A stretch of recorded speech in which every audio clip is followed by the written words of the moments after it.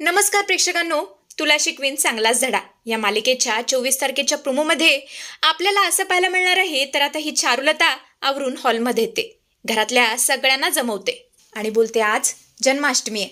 कृष्ण जन्माचा खूप मोठा सोहळा असतो ना आपल्या घरात. आज माझा अधिपती कृष्ण बनणार आहे. तेव्हा चारुआस बोलतात, हो असतो. तू गेल्यापासून तुझ्या सगळ्या रूढी परंपरा बंद झाल्या होत्या, पण आता तू आलीस त्यामुळे आपण पुन्हा सुरू करू शकतो.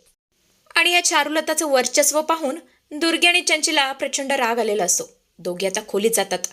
दुर्गी बोलते, चंचे आता या चारुलताला मी पहिला दणका कसा देते ना, नुसतं बघच, हिचं कंबरडच मोडलं पाहिजे.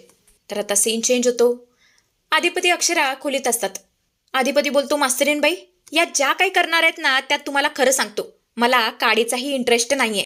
आमच्या आईसाहेबांनी घालून दिलेल्या रीती आणि परंपराच आमच्यासाठी महत्त्वाच्या आहेत. यांच्या पद्धती मला मान्य नाही असं म्हणत असतो. आता चारुलताचा चांगलाच विरोध करतो. पण पुढे आता नक्की काय वेगळा ट्विस्ट येतो ना, हे पाहायला खरंच मजा येणार आहे. असेच अपडेट्स पाहण्यासाठी चॅनलशी कनेक्टेड रहा.